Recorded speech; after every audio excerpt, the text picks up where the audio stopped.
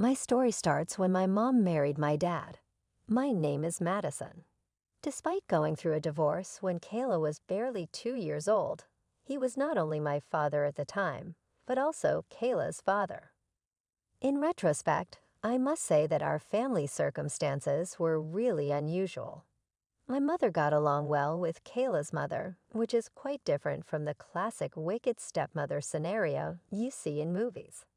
They would arrange visits, talk on the phone, and occasionally even get coffee together. At first, everything was great, and Kayla would visit on the weekends and holidays. Despite being stepsisters, we clicked right away because we were similar in age. We would play together for hours on end, exchange secrets, and engage in all the activities that sisters do. We used to construct blanket forts in the living room and watch movies late into the night while trying not to laugh so our parents wouldn't hear. However, as we grew older, things began to shift. We gradually started to drift apart as a result of the new friends and varied interests that high school provided. After Kayla gained her own following, I saw that she was, to put it gently, become less organized. "Kayla, could you please go to the bathroom and get your stuff?" I would inquire, attempting to control my annoyance. Without even looking up from her phone, she would respond, yeah, I'll do it later." However, later never appeared. Eventually, my mother would tell me to clean up after her instead. Mom used to say, "Just take care of it, Madison, honey." After all, she is our guest. I would grit my teeth and carry out the task, but every time, a small seed of resentment grew. I didn't say anything, though. I mean, what else could I do? Even back then, I was the one in charge, the one who recognized how crucial it was to keep our blended family together. I plunged myself into college life after high school. I started saving every cent I could from my part-time jobs, worked hard, and studied even harder. My mom's parents, my grandparents, were always encouraging and expressed their pride in my independence. I got a decent job after graduating, the kind with regular hours and benefits. The salary was sufficient for me to begin searching for a place of my own, initially renting. I would save aside a portion of my pay each month and watch as my savings increased gradually. In their own way, my parents also provided support. They would bring home-cooked dinners and other household supplies they felt I would need when they dropped by my rented flat. However, my grandparents were the ones who made my dream of owning a home a reality. I eventually purchased my own home thanks to my money, their kind donation, and my parents' assistance with furnishings and remodeling expenses. I felt like I had finally made it when I stood in the center of my living room on the first night in my new apartment, taking in the scent of freshly painted walls. The pricey bottle of wine I had been saving for a special occasion, and the antique dining set my great-grandmother had left me were both exactly where I wanted them. 6 months after I moved in, Mom called. "Honey, I need to ask you a favor," she said over the phone. Her voice had that sweet, careful tone she used when she wanted something big. "It's about Kayla." I felt my stomach tighten. What about her? "She's found a job here in the city." "Isn't that wonderful?" Mom paused for effect. "But she needs a place to stay while she gets settled, just for a couple of months." I gripped my phone tighter. "Mom, she can't afford rent yet, and you have that spare room," Mom continued. "It would mean so much to all of us. You know how hard it is starting out." I closed my eyes, remembering she never got to it. Days passed, and the situation only got worse. One morning, I opened my closet to find several of my favorite outfits missing. I found them later in Kayla's room, crumpled on the floor. "What the hell, Kayla?" I confronted her. "Why are you taking my clothes without asking?" She rolled her eyes. "Come on, we're the same size. Don't be so uptight about it. We're sisters, remember." Sisters ask permission, I muttered, but she was already walking away. The final straw was the food situation. I'd always enjoyed cooking, making enough for leftovers to take to work the next day. But now I'd come home to find everything I'd made the night before completely gone, with nothing prepared in return. Kayla, you can't keep eating all the food without contributing, I said one evening, standing in front of my empty fridge. She looked up from her phone, annoyed. I'm a guest here, Madison. You're the host. You're supposed to take care of your guests. Besides, this isn't even my kitchen. Guest or not, you need to help out, I insisted. Whatever. She shrugged. If you're going to be so weird about it, I'll just order takeout. I stood there, watching her scroll through her delivery apps, feeling my blood pressure rise. This wasn't what I'd signed up for. But every time I thought about confronting her more seriously, I heard my mom's voice in my head. You're such a good sister. 2 weeks into this nightmare of cohabitation, I was already counting down the days until my apartment would be mine again. Work had been particularly rough that day, and all I wanted was to come home, heat up some leftovers, if there were any, and collapse on my couch. Instead, I walked into darkness.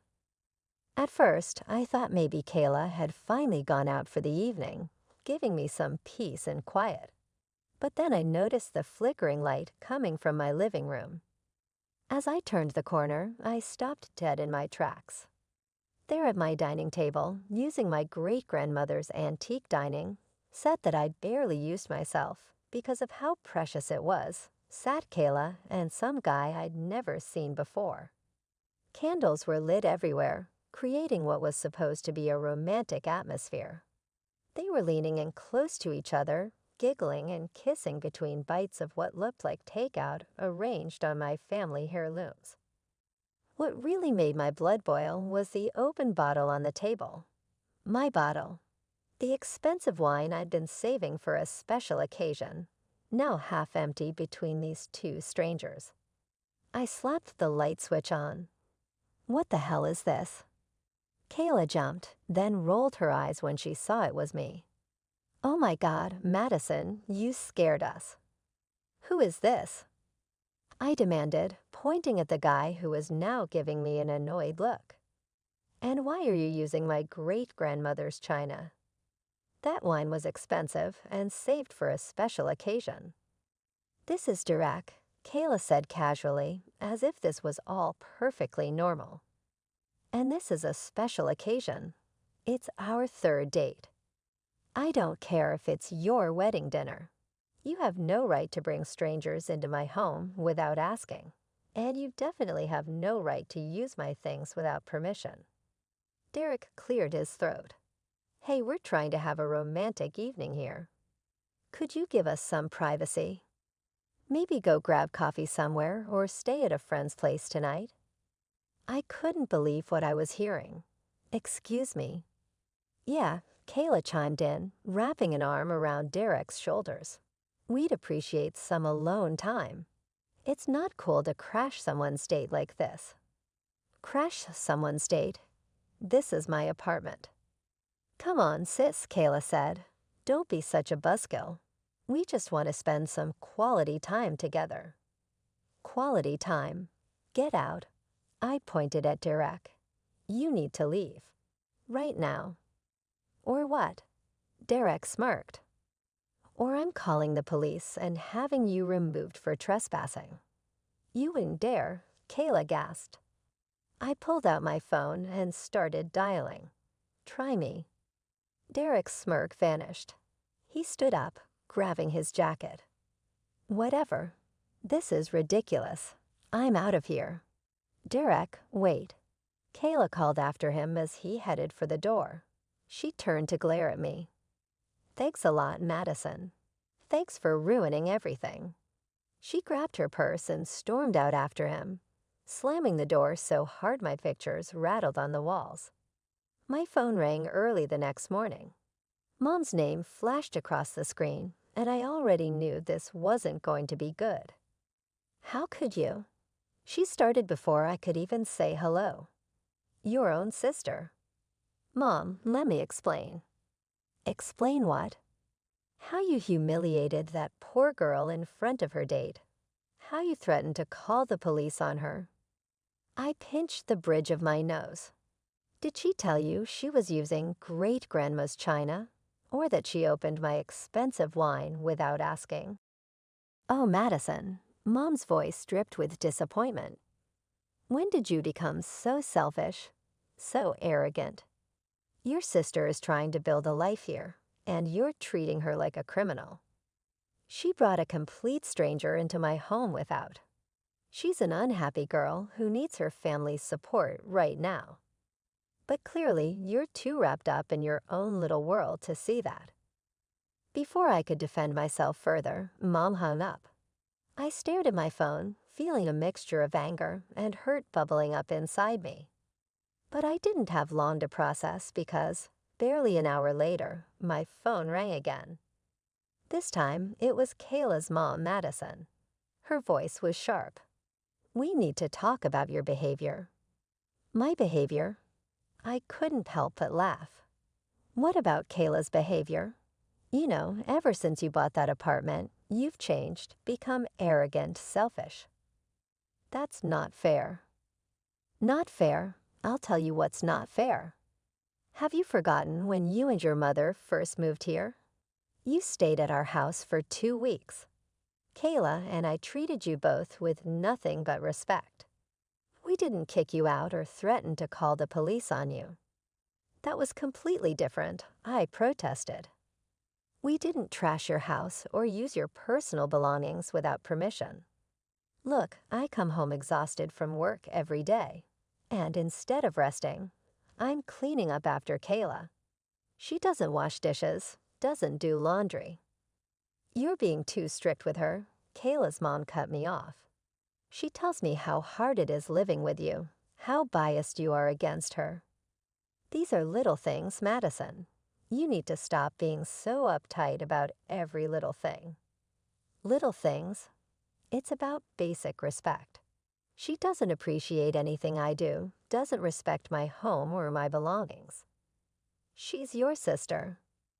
Well, if she doesn't like living with me, she's welcome to leave my apartment right now. There was a sharp intake of breath on the other end of the line. I see. Kayla's mom's voice turned ice cold. I'll be speaking to your father and mother about this. Don't think this is over. The line went dead. I sat there, my hands shaking with frustration. How had I become the villain in this story? All I wanted was some basic respect and consideration in my own home. Was that really too much to ask? My phone rang again a few hours later. Mom's name flashed on the screen for the second time that day. I almost didn't answer, but I knew ignoring her would only make things worse.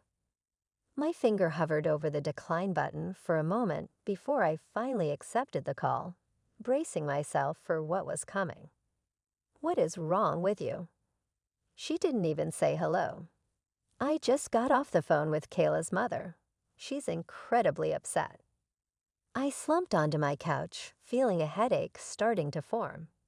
Mom, do you have any idea how hard I've worked to maintain this relationship with her?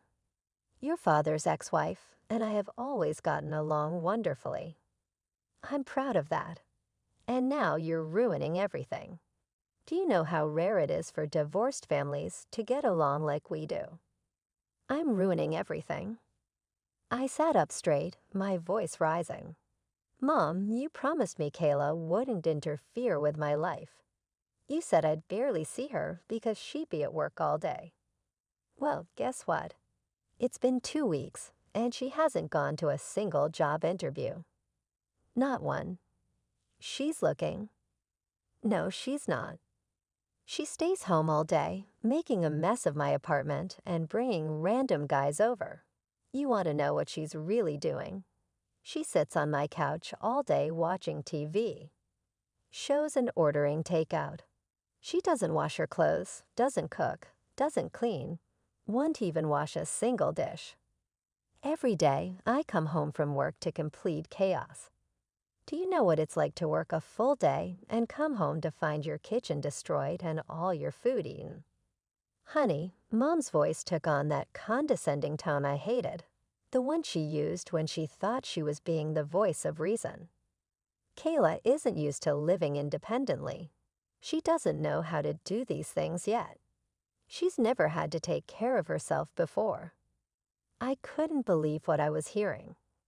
I paced around my living room, stepping over Kayla's discarded shoes. She's an adult, Mom. She should know how to wash a dish. These aren't complicated skills we're talking about. This is basic human courtesy. You're the hostess, Madison. It's your responsibility to be hospitable and take care of your guests. This attitude of yours, I didn't raise you to be like this. I raised you to be generous and kind, especially to family. I felt the frustration building in my chest as my mother continued lecturing me about hospitality and family duty. Every word just reminded me of the constant disrespect I'd been enduring in my own home. The wine stains on my carpet caught my eye, remnants from Kayla's romantic dinner, and something inside me finally snapped. You know what, Mom? I interrupted her mid-sentence, my voice rising with every word. I'm done trying to explain this to you. I'm done being the responsible one, the understanding one, the one who has to accommodate everything. I'm just completely tired off. I took a deep breath, my next words coming out in a burst of anger. I'm tired of Kayla behaving like a pig in my house. The moment those words left my mouth, I heard a small gasp behind me. My stomach dropped as I slowly turned around. There was Kayla, standing in the doorway, her face pale and her eyes wide. She must have come back to get something and heard everything. The look on her face made my anger evaporate instantly, replaced by a sickening wave of guilt. Kayla, I started, but she was already turning away. Madison, what's happening? My mom's voice was still coming through the phone, but I barely heard her. I watched, frozen in place, as Kayla walked straight to her room. I could hear her opening drawers and moving around. Within minutes, though it felt like hours, she emerged with her suitcases, the same ones she'd arrived with just 2 weeks ago. She didn't look at me as she walked past, didn't say a word. The only sound was the rolling of her suitcase wheels across my hardwood floors, and then the soft click of the front door closing behind her. I stood there in the sudden silence, my phone still in my hand, my mother's voice a distant murmur. I hung up without saying goodbye. The following days were eerily quiet. No calls from my mother, no angry messages from Kayla's mom, nothing. The silence was worse than the arguing had been. I knew Kayla must have told her mother what happened, and her mother must have told mine, but no one was saying anything to me. The weight of that silence pressed down on me every day as I moved through my now spotless apartment. A week passed like this until there was a knock at my door one evening. I opened it to find both my parents standing there. Mom's face was set in that expression I remembered from childhood, the one that meant I was in serious trouble. Dad looked tired. They came in, and Mom didn't waste any time. Do you have any idea what you've done? She started, pacing my living room. Calling your sister a pig, making her feel so unwelcome that she had to leave in the middle of the night. I didn't raise you to be cruel, Madison. She continued, listing my sins, each one delivered like a prosecutor at trial. I noticed Dad hadn't said anything yet, just stood there with his hands in his pockets, looking around my apartment. Mom noticed too. She turned to him suddenly. Why are you just standing there, silent? Say something to your daughter. Tell her how disappointed you are. Dad cleared his throat, shifting his weight from one foot to the other. Actually, he said slowly, I think both of our daughters are wrong in this situation. What? Mom and I said simultaneously. Madison, he turned to me, his voice gentle but firm. Calling your sister a pig was wrong. It was hurtful, and it's the reason she left. You need to apologize for that." I nodded, feeling the shame fresh again. But he continued, holding up a hand as Mom started to speak. "I otherwise support Madison in this. Kayla needs to learn to behave like an adult, like an independent person. Maybe it will be the push she needs to start taking responsibility for her own life. Sometimes the kindest thing we can do for our children is to let them face the consequences of their actions." My mother's face turned red. "Oh, so now you want a parent. Where were you when I was helping Kayla find a job, when I was coordinating with her mother? Why do I have to take care of your eldest daughter more than you do?" "That's not fair." Dad started, but Mom cut him off. "You know it's not fair. You sitting back silent all these years while I work to keep this family together.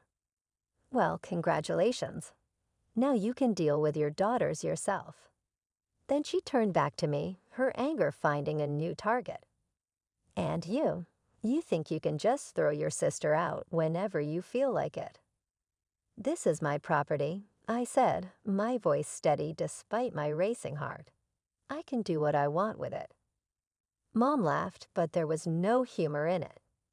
"Your property? You think you did this all by yourself? Almost everything in this apartment was bought with our money." She gestured wildly around the room before pointing dramatically at the bookcase against the wall. "That bookcase belonged to my grandmother. It's a family heirloom, which means it's my furniture, not yours." I stood there for a moment, looking at the bookcase my mother was pointing at. Then, without a word, I walked over to it and started taking the books off the shelves. "What are you doing?" Mom demanded. "Packing up your furniture," I replied, my hands shaking slightly as I continued emptying the shelves.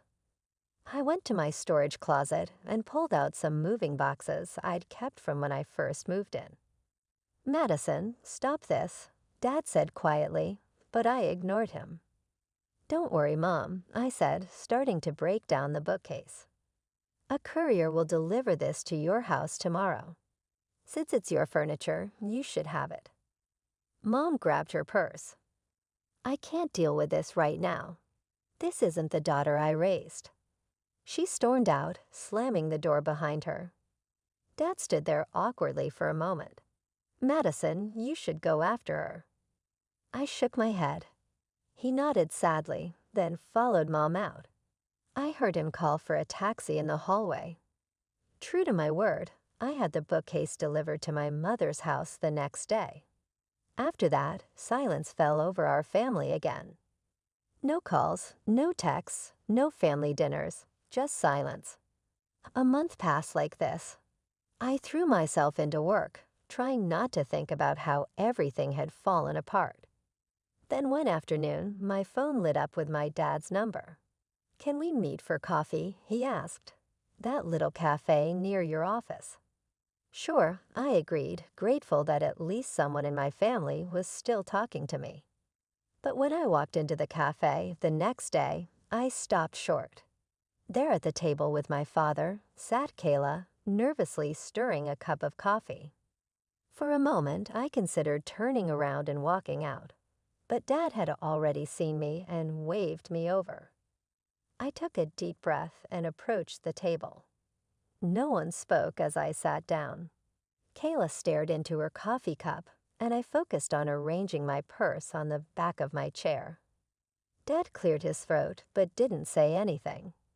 The awkward silence stretched on until a waitress came to take my order, giving us all a moment to collect ourselves. Finally, Kayla looked up. So she started, then paused to take a breath. "I got a job." That's great. I managed." "Yeah, it is. And I found my own apartment. It's small, but it's nice. I can actually afford it now with my new salary." She smiled slightly. "And I'm still dating Derek. He thinks it's hilarious now. Keeps calling you the fighting girl. Says he's never seen anyone go from 0 to calling the cops so fast." Despite everything, I found myself chuckling. Well, he was being pretty obnoxious. He was, Kayla admitted. We both were. She set down her coffee cup and looked me directly in the eyes. Madison, I'm really sorry for everything. The mess, the disrespect, using your things without asking. I was acting like a spoiled teenager instead of an adult. I felt something tight in my chest begin to loosen. I'm sorry too. I shouldn't have called you a pig. That was cruel, and I regret it. I was just so frustrated. I know, I gave you plenty of reasons to be frustrated. Kayla reached across the table and squeezed my hand. Living on my own now, having to actually take care of everything myself, I get it. I get why you were so angry about the dishes and the cleaning and everything else. Kayla and I have been reestablishing our connection ever since that day at the cafe. She's really been pretty excellent at keeping her new place clean, and we now get together for coffee on a regular basis. She even recently requested me to join her for supper, which she prepared herself. However, things with Mom are another matter. According to Dad, she isn't yet prepared to make amends. His words, she needs time to think. However, I am aware that it is more intricate than that. I believe my argument with Kayla broke Mom's illusion of the ideal blended family, something she has always taken great pride in. But I stand by what I did. I think I don't have to apologize to Mom or Kayla's mother for expecting basic respect in my own home, even though I could have handled some situations better. There was an unusual event yesterday. A familiar bookshelf that I had mailed to Mom months ago in a fit of rage was delivered to my flat by a courier. Just the bookcase, no note, no explanation. I couldn't help but think as I stood there observing it, whether this was Mom's attempt to make amends. I still haven't given her a call about it. Certain conversations require the appropriate time, and certain wounds require longer time to heal. I returned the bookcase to its previous location for the time being. Every time I look at it, I am reminded that families are like books, sometimes requiring dismantling and reassembling before they can stand upright again.